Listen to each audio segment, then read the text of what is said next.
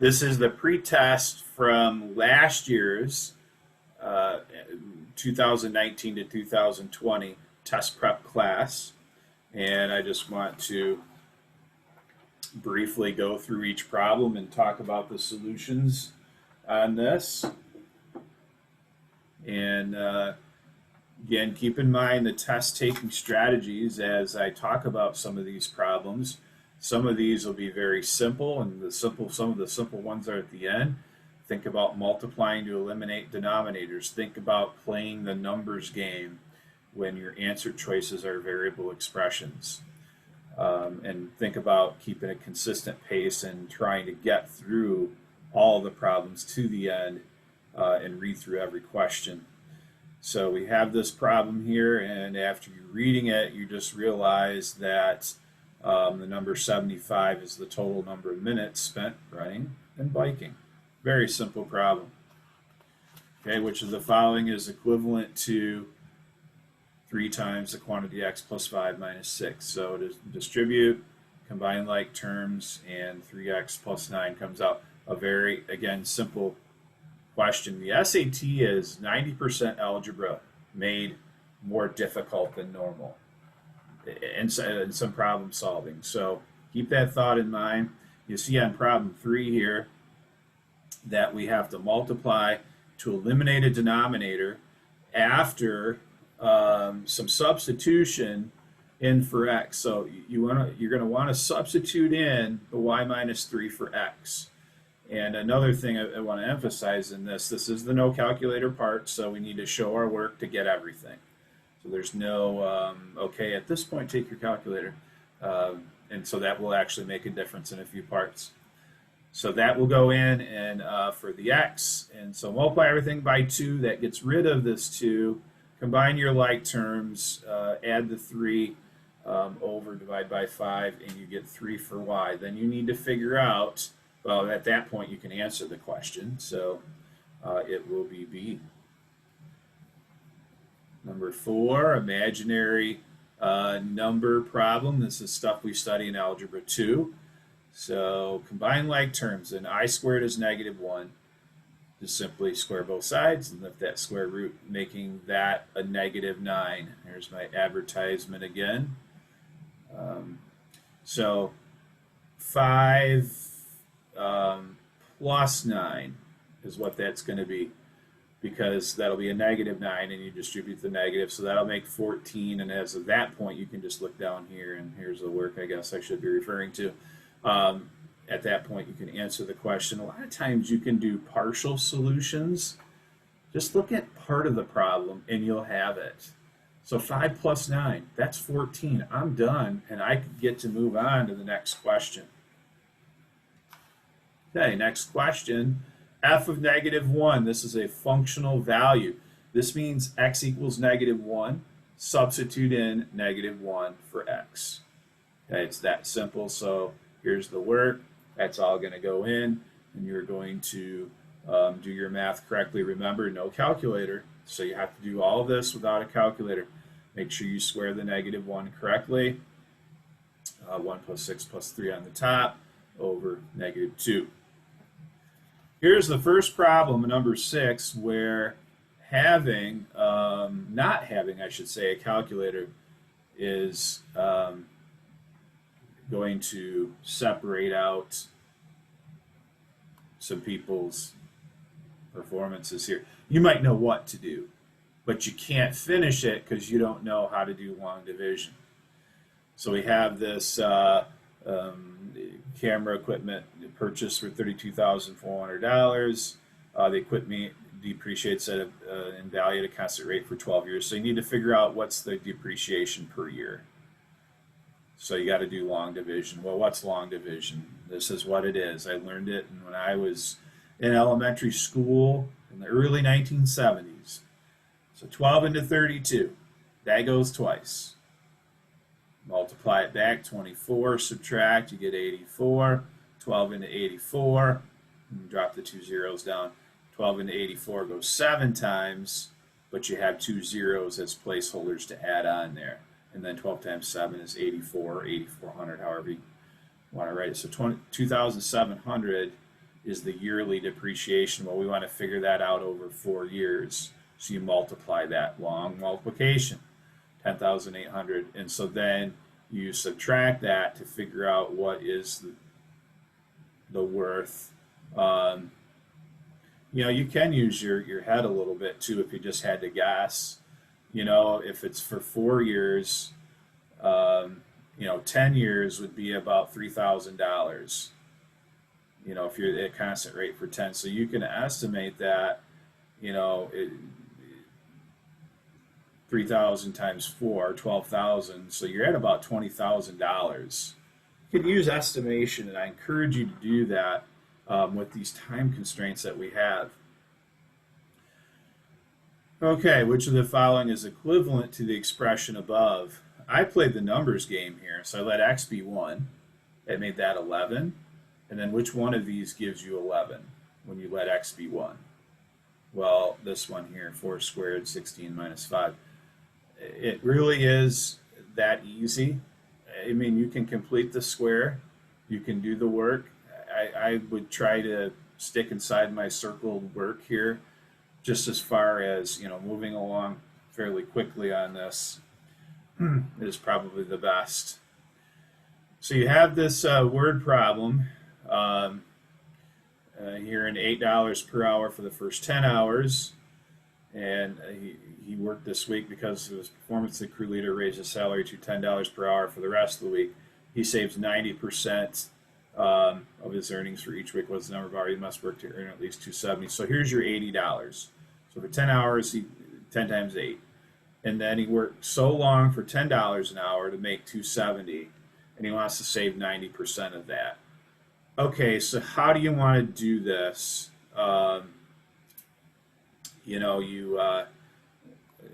The better work, this is an ingenious work down here in my magenta colored pen of dividing both sides by the 0.9, because we don't have a calculator, remember. And so if you're ingenious enough to think of decimal place movement, this is 300. The 20 you need it, so you move it 1 to the right, you add a 0, you add a 0 on top, so that right hand side is 300, and then just work through. I really like this work, but it's clever work. It's you have to be a good thinker there, and if you had a calculator, this problem's easy. But the whole thing is, again, work without a calculator. That makes that difficult. Okay, problem 9, a lot of interpretation here. So at least 10. And so the sum has to be greater than or equal to 10. And at most, so you can pair up all of these, 640, 880, and 9700 go together in one line, and it's no more than that, so it's less than or equal to. And then hire at least 3 junior directors, that's greater than or equal to 3, and then at least 1 senior director, so that's greater than or equal to 1. So you have all of these that you're looking at, these inequalities here. So I just wrote them down. Where do you see those 4? And really, you don't even need to look at anything but those values in the inequalities, because it's unique as to which one it is, and it is B. Okay, good question here about, it's pretty wordy, but just the fact that if you have these 3 roots, the factors have to be x plus 1, x plus 3, and x minus 5. This is something we've covered a lot. So x plus 1 is at 11, pretty tough problem. So you need to kind of take everything, deal with the negative exponents, so that x squared goes to the bottom and the y to the minus 1 goes to the top up here. And then from there, it just looks like you radicalize, so the y to the 1/2 becomes square root of y, and the x to the 1/3 becomes the cube root of x. So adjust the negatives by flipping them, and then take the fractional exponents to radical exponents. Problem 12, a question on the vertex position. This is also something we covered. Again, the question doesn't look at all the same, and that's the challenge here. But it is talking about the vertex. So here are your roots. And so the x value of the vertex is located halfway in between those, so at -2. And so which of the following intervals contains the vertex? So between those two roots, specifically at -2. Again, stuff we've covered, but the question is different. And so that's what makes that uniquely difficult. Problem 13, a little synthetic division. Again, stuff we've covered. So you take what makes this 0 on the outside here, line up your coefficients, 1, -2, -5, drop it down, multiply, add it, multiply, add it. So we have x plus 1 plus -2 over x minus 3, or you could just say negative, subtract the 2 over x minus 3. 14, a little goofy and wordy. They love long reading problems, but this is what it boils down to. You have this and the sum of the perimeter. Okay, so 2x plus 5x, that's the perimeter sum, plus the height is less than or equal to 130. Okay, and then you're going to solve this out, and you get less than or equal to 10 when you do that. And of course, it has to be positive. So there's nothing greatly hard about this, except it's extremely wordy. It's long to set up, and you need to know that these are the sides. You need to know to add them together, plus the height. Algebra made difficult. That's what this is all about, and especially this next problem. There are some problems where I'm going to tell you it's probably not worth your time. You're not going to gather any giant advantage by spending a lot of time. And if you didn't know this, all of this work, you're probably just as well to take a good guess. So you have to multiply this out and set them equal to each other. And you equate so you multiply this guy out. So you had to know to do that to begin with. And the 1/3 is in front, so you multiply the 1/3 through, and then that is equal to that. And so you kind of equate things. Well, the 1/3 x squareds are gone. And so -2 equals -1/3 k squared, and then set them equal to each other and divide by -1 and take this positive and negative square root. Again, I would say, bypass that, because look what you have next. A couple of pretty easy problems. And you want to make sure you get to these. So what's the value of x plus 4? So you solve for x, replace it, and you get 8. Pretty easy. Here, this is just about, look at your equal lengths, and so you can deduce that this is 60. So that's got to be 50 by triangle angle sum. This has got to be 50 because all these lengths are the same. It means that you're going to have these same, so these two sides being equal means these base angles are equal. So both of those are 30. Again, making this 50. And so then you can figure out these up here are 70. So they're really pretty, through triangle angle sum and base angles of an isosceles triangle are equal. You can get through that and label everything. 18. Okay, the number of radians in a 720-degree angle can be written as a times pi, where a is constant. What is the value of a? Well, pi is 180 degrees. 2 pi is 360. 4 pi is 720. So you just build up to it. A problem-solving problem. Not impossible, but you would have to have circular trig before that. Okay, so 19, and x-axis at 2, 0. So however you want to do this, a lot of times is drawing it out, but here's the slope. You should know that pretty well. Second y minus first y over second x minus first x. -4 over 1, -4 goes in for m, and then you know that 1, 4 is true in it. So you can put 1 in for x, 4 in for y, solve for b, and you get the b value. So that's just a little bit of algebra there. You do need to generate that with all of your work. And then problem 20. So this is just about combining like terms. And then what is the value of a plus b? Okay, so after combining these like terms, you get 200y squared plus 6432, and then you set it equal to ay squared b. So a is 200, b is 6432. You didn't even need to set it equal like this, just know that that's a and b, and then you add them together to get 6632. So that is the no calculator part, and definitely the harder part of this pre-test. And then we come upon the calculator part of this, which is a lot easier even time-wise. Don't forget you have this whole reference page of notes. You have to flip test pages to get back there, but don't forget about it because it's very important at times to refer to. So some of this test is what I call social studies math. It's not really math, but it's just charts and tables, and you're trying to read through stuff and figure out something from a table. So what fraction of dogs are fed only dry food?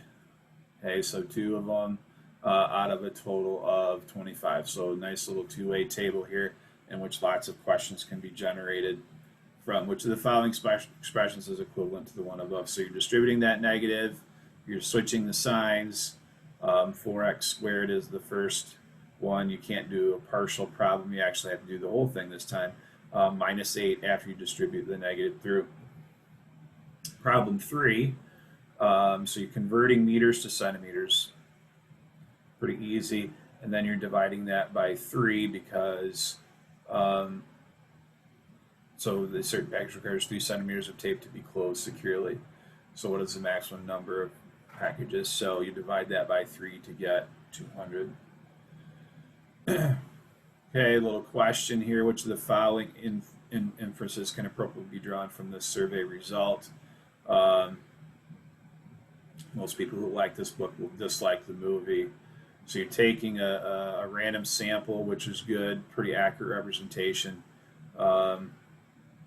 And so 95% said they dislike the movie. So you can predict if it's random that it's most likely that they, you know, from your population, you can draw that inference that that will occur in the population. All right, number 5. Okay, which of the ordered pairs satisfy this? So you go through them all and you find that 1, 1 is true and that 2, 5 is true, but not 3, 2. Number 6. Okay, so you have this. What is a possible value of a? So it's just a substitution game. This is one of the strategies. Try substitution no matter what you're dealing with. And then you're grinding this out to get what a is. And it actually is like completing the square. So you put that in, and then you square root both sides, so it equals the positive and the negative. You get 3 and negative 1 for a. So negative 1 is the one that works. Don't forget to take the positive and negative square root of 36. So here we have a graph that's a negative correlation, and which of the following statements about this is true. So planetoids that are more distant from the sun tend to have lesser densities. Okay, yeah, because this is negative. That is the true statement. You would have to read through all of those though, but that is the best statement in that list. And then still looking at that, let's keep that up here actually. So an astronomer has discovered that a new planetoid that's 1.2 angstroms from, or astronomical units from the sun. What is its density? So you just come up here and then go left. So 4.5 grams per cubic centimeters. It's closest to that, a little bit over. So 4.6 is the best answer there. All right, so problem 9. What is the value of ax plus b? So solve for 9ax plus 9b by adding 6, and then divide everything by 9, and you get 3. That's called chunking in that problem.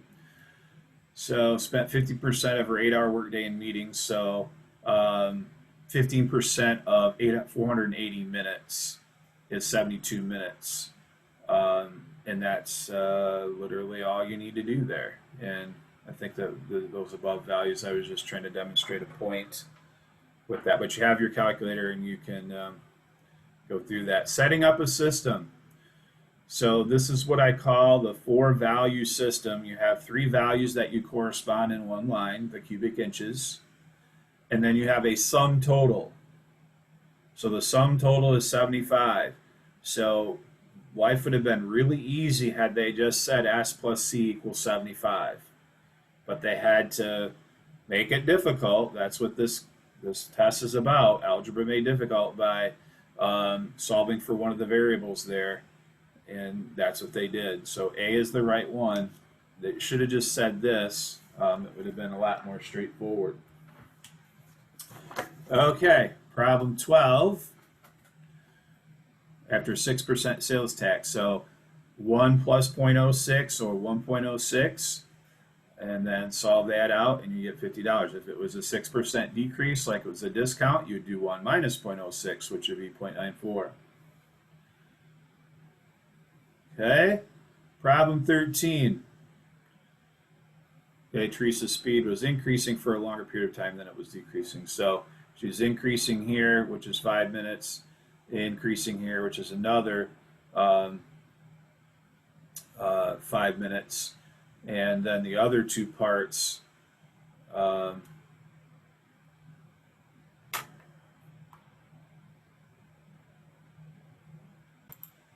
just got momentarily stumped there because I didn't read which of the following is not true. So it's not true that her speed was increasing, so it's actually less. So her speed was increasing for 10 minutes, and her speed was decreasing for 10 plus 5, 15 minutes. So it's not true to say it was increasing for a longer period of time. And that's the old reading game trick they played there again in that problem. Problem 14. You need to know the sum of 4 angles in a quadrilateral is 360 degrees. So to get these 3 that are supposedly the same, you subtract that from 360 and divide by 3 to get 105 for each of those. Problem 15, a little correspondence here. So 31/8 if you want is to 50 as 8 is to x. And it's just a straight forward proportion. And, 50 coins makes 3 7/8 inches, and then how many coins make 8 inches? And then do that cross product and solve the problem. So however you want to represent 3 7/8, it's probably easier to use a decimal rather than thinking about it. Just take it into a decimal. You have a calculator. Would be easier work than that. But anyway, about 100 is the closest. Problem 16. You have a system here. What is the value of a plus b? So you need to solve for b, that's 20. And then that's going to make a 32 by doing the work, and then sum those 2 values together. So here's the good old linear type equation, b plus mx. So m is your rate, and then b is some kind of beginning or original amount. So this flat fee of 19.99 represents the y-intercept, and then the charge per mile of looks like $1.50 would be the m value there. Problem 18. So here we just want this difference between the actual and the predicted. We want that for the charity with the greatest. So this dot here represents the greatest. We want the difference between that and what the line predicts, and that is 7%.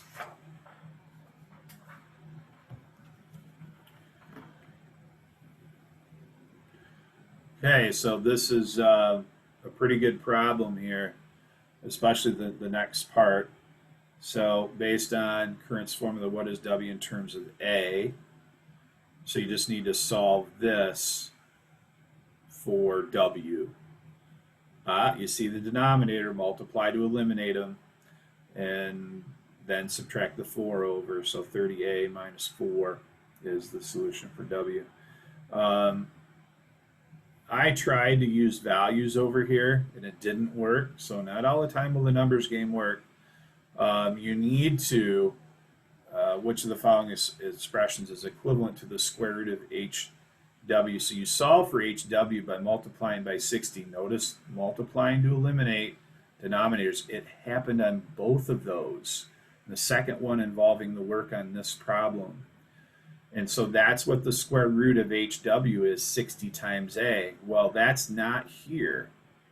So what you have to do is put in for A this, 4 plus W over 30. That has to go in for A. So as you, what you do there is you take this here, the second one, and you solve for, you create a 60A. This is a hard problem. So how do I create a 60A that's right here? Well, multiply both sides by 30 and then multiply both sides by 2. So that's what the square root of HW equals, 2 times 4 plus W. And that's a hard problem. You have to work with both equations, and then you have to figure out how to get the 60A on this left side of this problem. Definitely one that you might want to consider not spending a whole lot of time on. Problem 21. What they want here is the slope. Increase in total fat. So this is the average rate of change also. So you've got the point 10, 20, and a point 20, a little bit above 30, say 35, almost halfway there.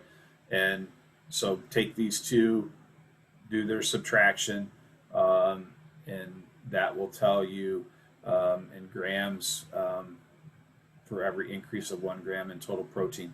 So that is the rate of change there. So it's 1.5 with no units because it's grams over grams. Kind of weird, but that is the rate of change. All right, so we have this number of residents here from a total amount. So percent of residents who earned.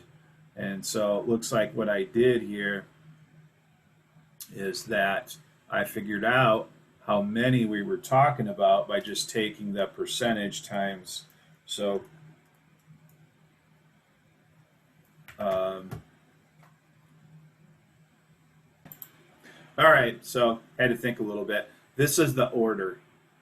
So I'm ordering these. These are the medians and least to greatest. So we go up to 8, or sorry, we go up to 7. And so the middle one is 4. So 27.9% is the median of all of these. What's the difference between that and 26.95? And you just find that difference. And so a little confusing. It's, again, just you read through stuff and Facebook here. Goodness. You read through stuff and it's very wordy. You need to know to put these in order, and you need to compare that median to this median, and by subtracting. So easy stuff, but made difficult because you need to know what to do there, and that's always can be a trying thing. Problem 23. So just conversion. This is like a work keys problem.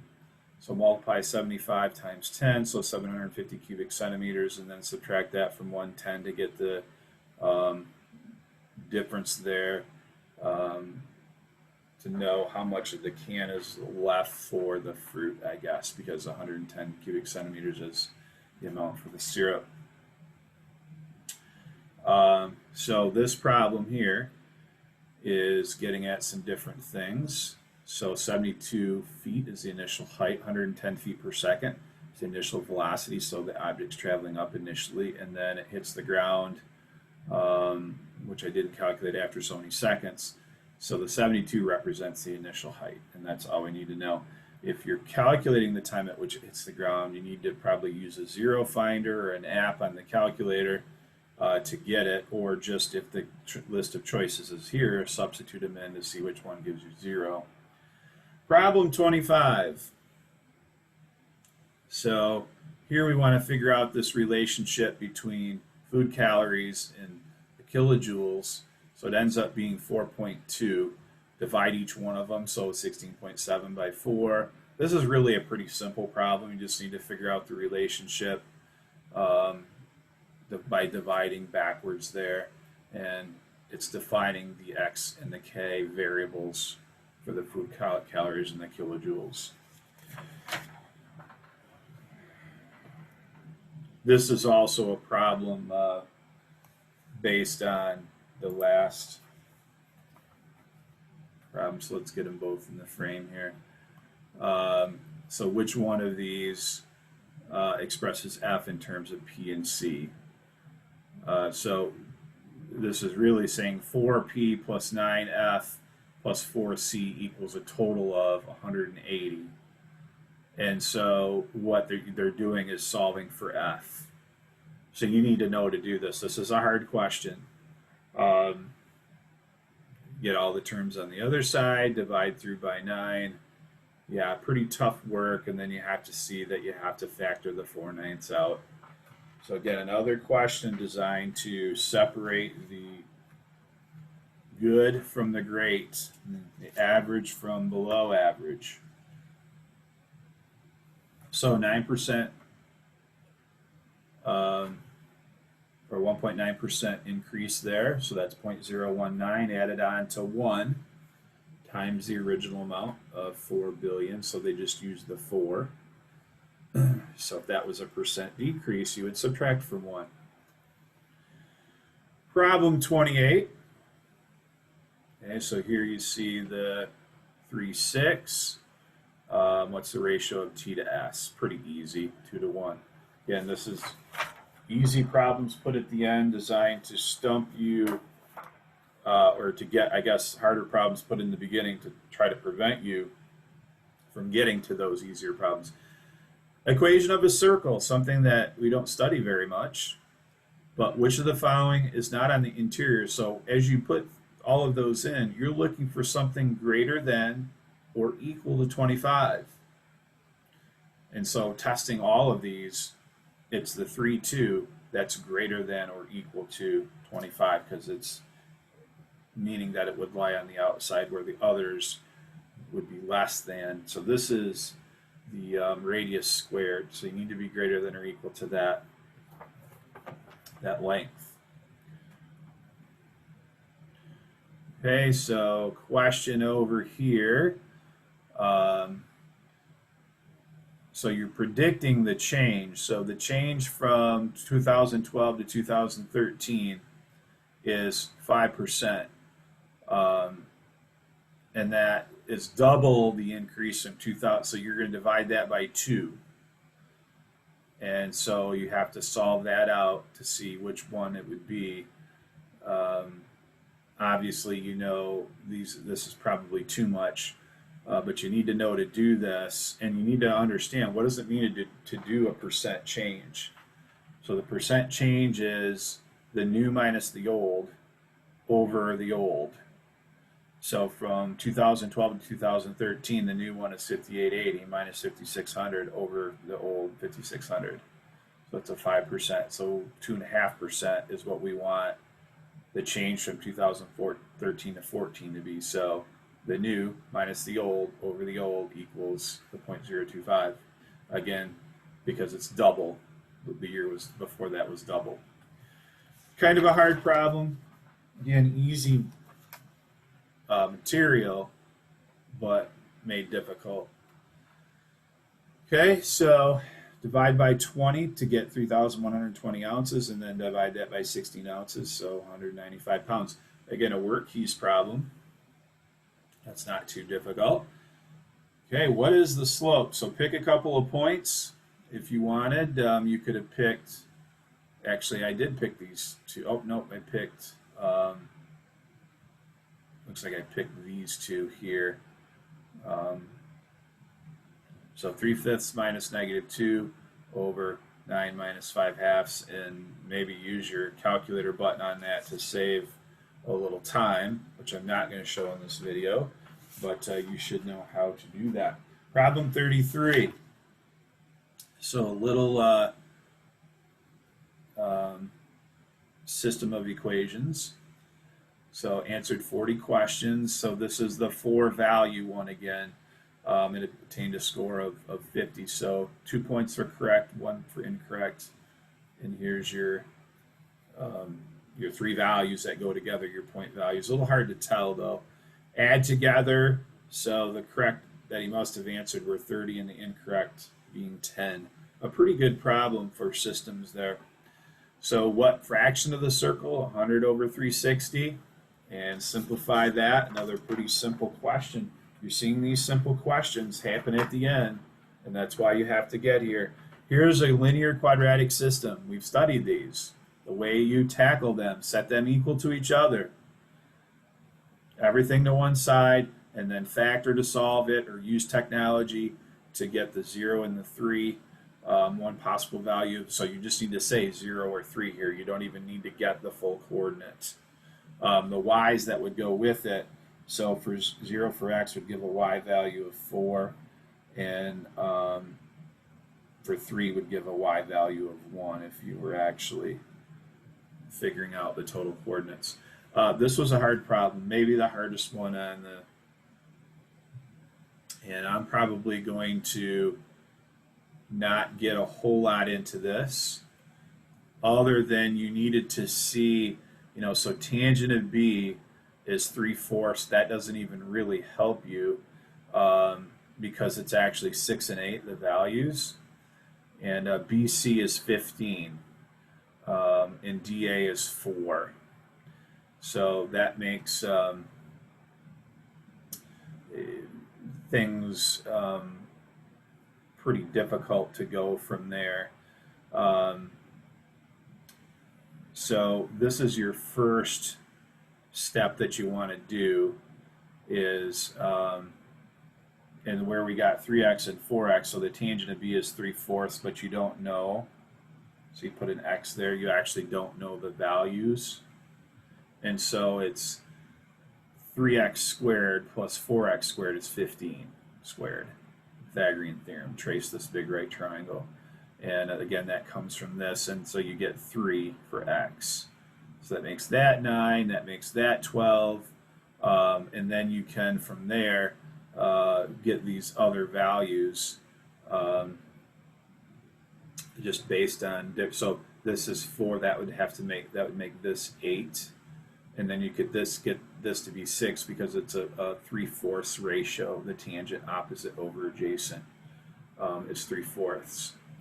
So 6 is ultimately all that deduction that I just did is what you're looking for. And that's pretty hard to do, to see all of that, to see the 3x and the 4x, and that you have to look at the large triangle first is difficult.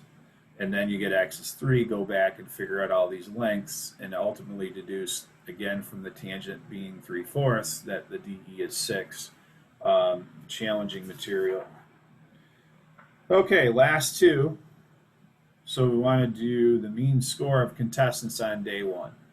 So you're going to go across here. 5 out of 5, 2 got 5 out of 5, 3 got 4 out of 5, 4. So it's multiplicative. So instead of saying 5 plus 5 and 4 plus 4 plus 4, just do the product and then over 20. So around 2.4 is that. Okay, and so this question is, what is the probability that the selected contestant received a score of 5 on day 2 or day 3? So a score of 5 on, so 2 plus 3 out of a total of 7 that you could have there. So 5/7 is that, again, two-way table there, knowing what to look at. Kind of a hard question there. But whether you look this way or do you look this way. So it's the given that, the underlying part that tells you that you have to use this denomination. It's given that they scored a 5, so the total now becomes 7.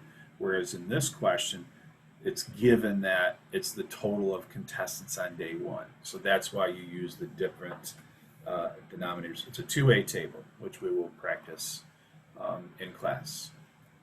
And that concludes the pretest.